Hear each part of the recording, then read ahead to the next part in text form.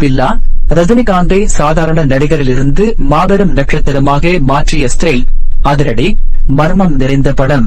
பில்லா Tamil cinema வரலாற்றில் ஒரு முக்கியமான திருப்புமுனை படம். இந்த படம் சாதாரண வெற்றி படம் இல்ல. இந்த படம் வந்த பிறகு ரஜினிகாந்த் அவர்களை மக்கள் வேறொரு உயரத்தில் பார்க்க ஆரம்பித்தார்கள். அதற்கு முன்பே அவர் நல்ல நடிகர், வித்தியாசமான கதாபாத்திரங்களில் நடித்தவர், எதிர்மறை வேடங்களிலும் பிரபலமானவர். ஆனா பில்லா வந்த பிறகு அவர் முழுமையான பெரிய கதாநாயகனாக மாறினார்.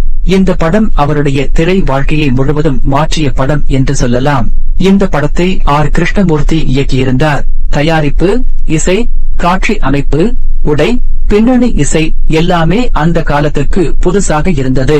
முக்கியமாக ரஜினிகாந்தின் தோற்றம், நடை, பேசும் விதம், கண்ணாடி போடும் ஸ்டைல், இவை எல்லாம் ரசிகர்களுக்கு ஒரு புதிய அனுபவமாக இருந்தது.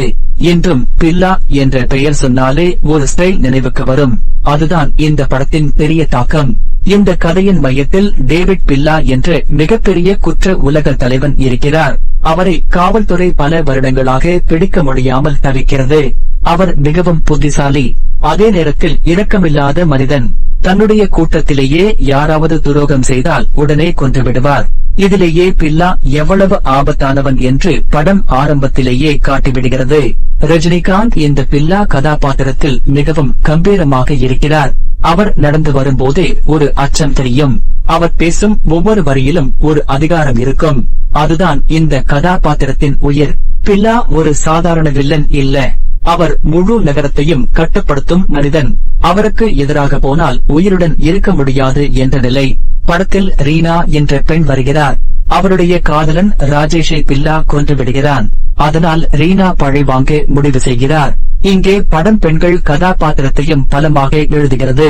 அவர்கள் வெறும் காதல் காட்சிக்காக மட்டும் இல்லை, அவர்களுக்கும் கோபம் இருக்கு, பழி வாங்கும் மனநிலை இருக்கு. ரீனா பில்லாவை ஏமாற்றி காவல்துறைக்கு சிக்க வைக்க முயற்சி செய்கிறார். ஆனா பில்லா அதைவிட புத்திசாலி. அவருடைய திட்டம் தோல்வியடைகிறது. இறுதியில் ரீனா கொல்லப்படுகிறார். இந்த காட்சி படம் எவ்வளவு கொடூரமான உலகத்தை காட்டப் போகிறது என்பதை புரிய வைக்கிறது. இங்கே உணர்ச்சிக்கு இடம் இல்லை. பலவீனம் காட்டினால் உயிர் போய்விடும். ராஜேஷின் தங்கை ராதாவும் பழி வாங்க முடிவு செய்கிறார். அவர் நேராக பில்லா கூட்டத்துக்குள்ளே நுழைகிறார். இந்த கதாபாத்திரத்தில் ஸ்ரீபிரியா மிகவும் துணிச்சலான நடிப்பு கொடுத்திருக்கிறார். அந்த காலத்தில் பெண்கள் கதாபாத்திரங்கள் இவ்வளவு வலிமையாக வருவது பெரிய விஷயம். படத்தின் இன்னொரு முக்கியமான கதாபாத்திரம் அலெக்சாண்டர், காவல்துறையின் அதிகாரி.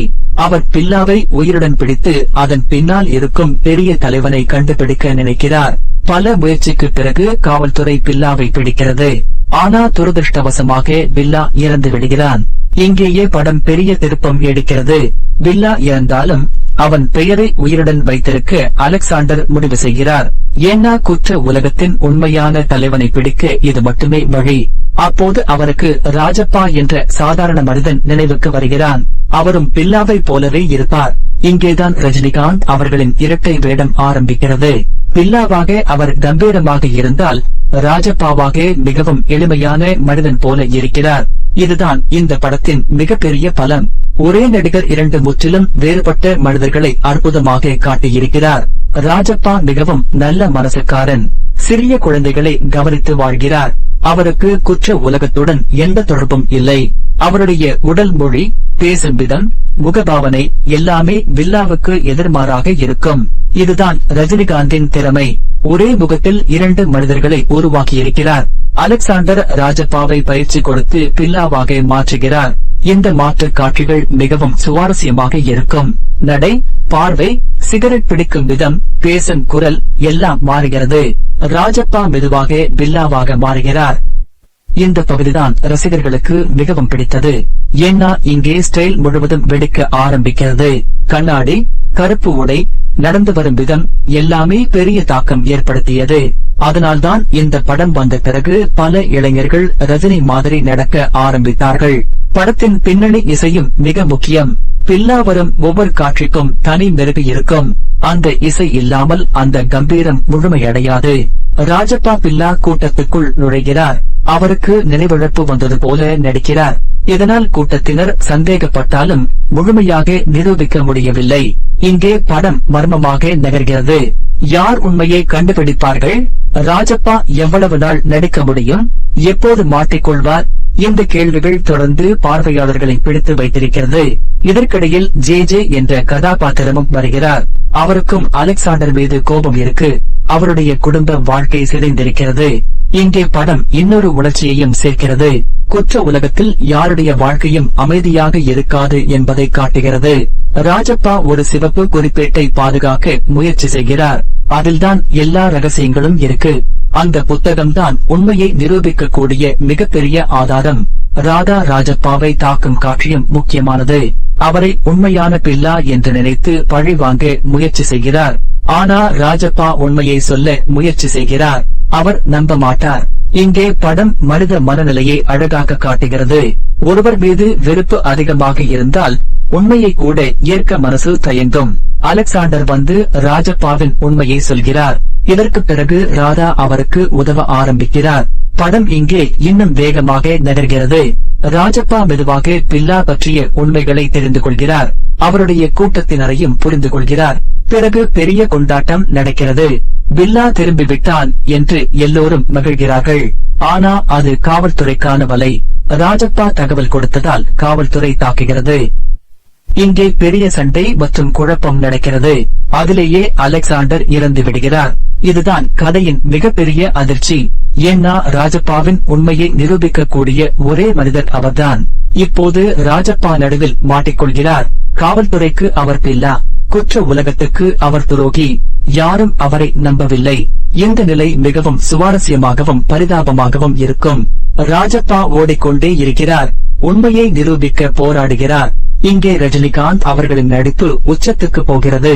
ஒரு சாதாரண மனிதன் பயத்தில் குழப்பத்தில் சிக்கிக் கொள்வதை மிகவும் நன்றாக காட்டியிருக்கிறார். இறுதியில் உண்மையான குற்ற உலக தலைவன் யார் என்பது தெரிய வருகிறது. கோகுல்நாத் என்ற பெயரில் இருக்கும் மனிதன்தான் உண்மையான தலைவன். இந்த திருப்பம் அந்த காலத்துக்கு பெரிய அதிர்ச்சி. ஏன்னா நல்லவனாக தோன்றிய மனிதன்தான் பின்னால் எல்லாவற்றையும் நடத்துகிறான். இறுதி சண்டை காட்சிகள் மிகவும் விறுவிறுப்பாக இருக்கும்.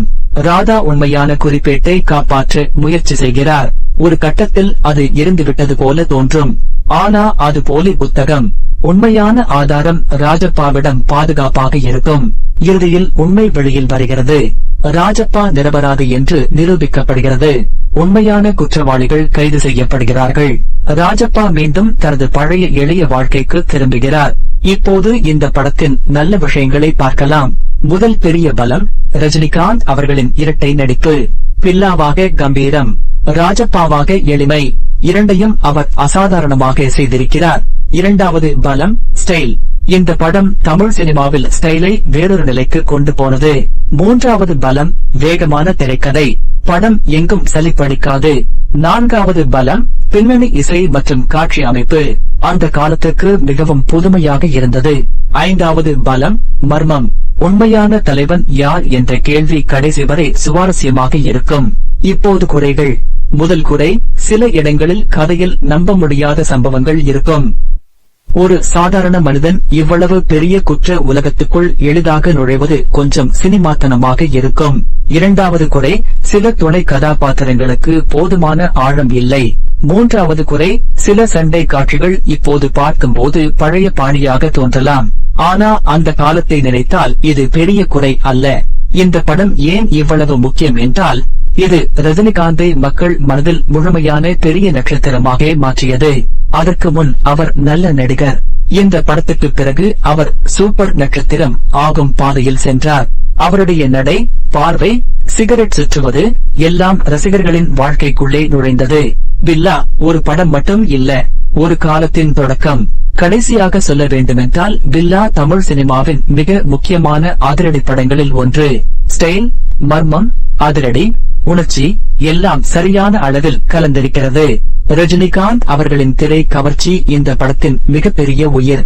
சில பழைய பாணி குறைகள் இருந்தாலும் மொத்தத்தில் இது இன்னும் ரசிகர்கள் மனதில் வாழும் மறக்க முடியாத படம்.